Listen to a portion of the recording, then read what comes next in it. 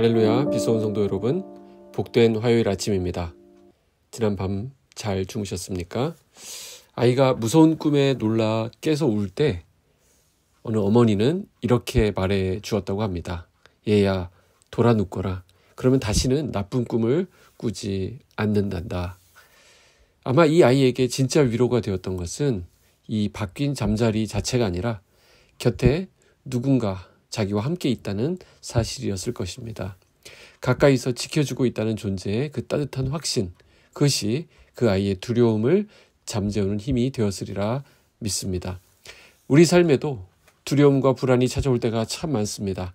그러나 하나님께서 늘 우리 곁에 계신다는 그 사실이야말로 우리의 가장 큰 위로가 됩니다. 오늘 하루도 하나님과의 동행을 깊이 누리시길 바랍니다.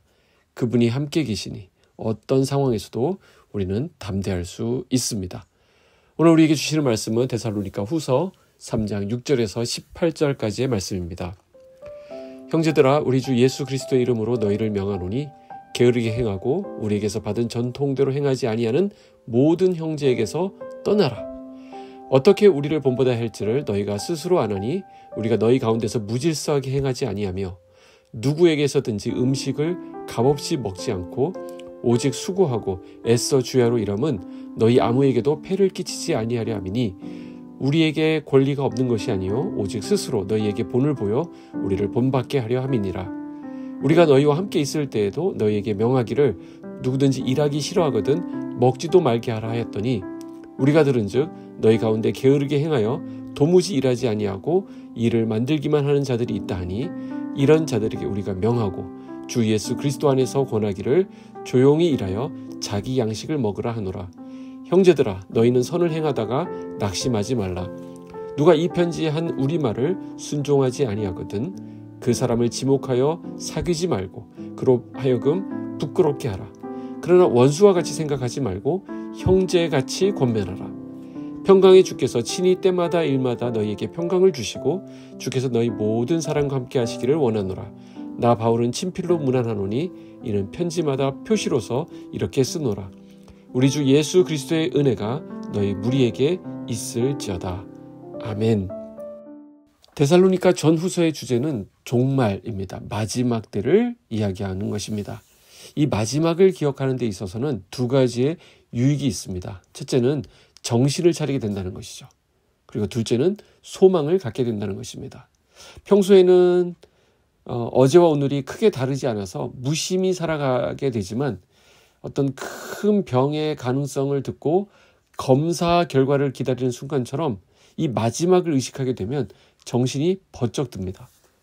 반대로 열심히 살아온 사람에게 이 마지막은 벗어남의 소망이 됩니다.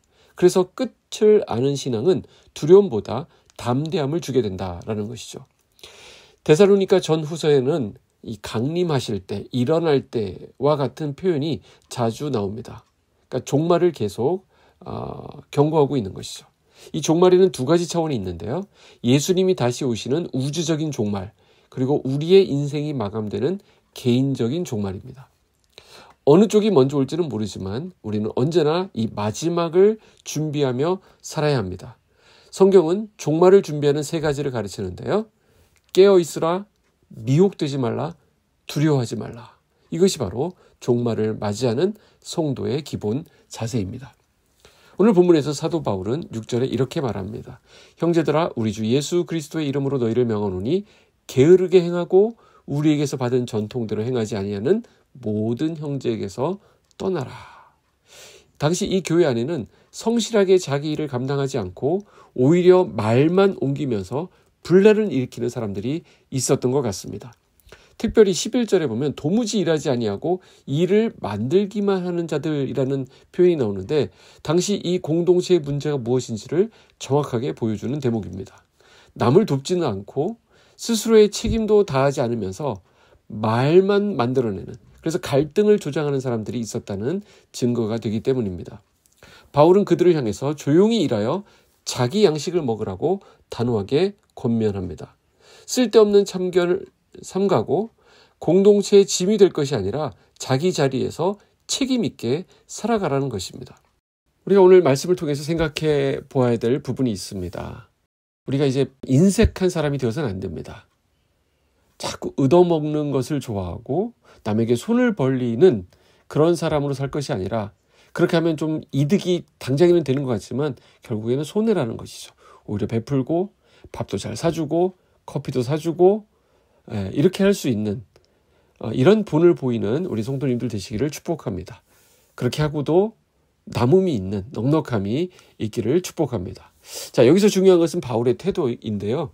이런 사람들을 대할 때 단순히 내치거나 버리는 것이 아니라 그들의 회복을 목표로 해야 한다라고 말씀합니다.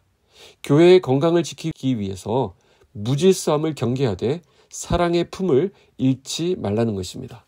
이런 분위기에서도 선을 행하다가 낙심하지 말라라고 말합니다. 바울은 무조건 야단치라는 게 아니에요.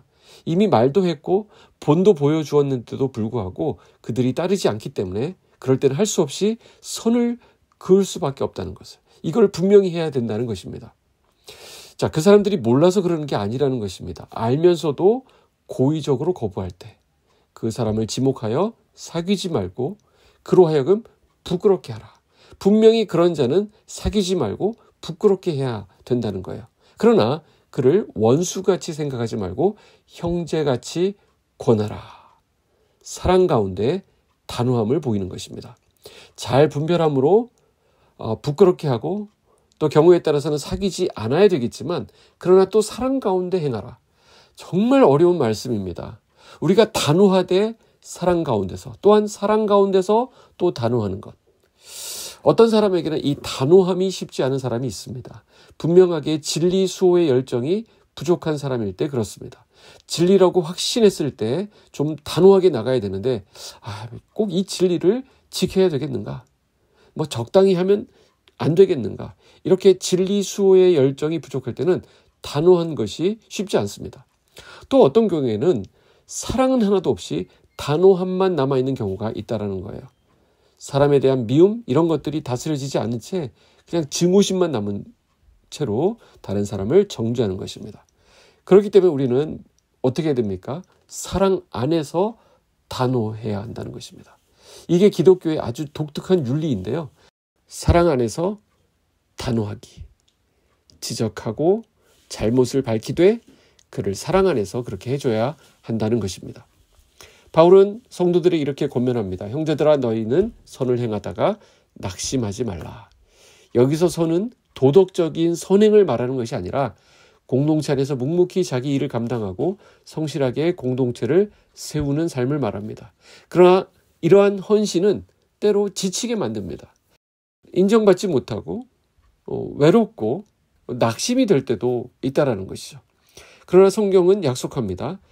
갈라디아서 6장 9절에 비슷한 말씀이 있는데, 우리가 선을 행하되 낙심하지 말지니 포기하지 아니하면 때가 이름에 거두리라. 하나님은 우리의 수고를 결코 잊지 않으시고 합당한 때에 열매를 주십니다. 그러니 끝까지 흔들리지 말고 선을 행해야 하는 것입니다.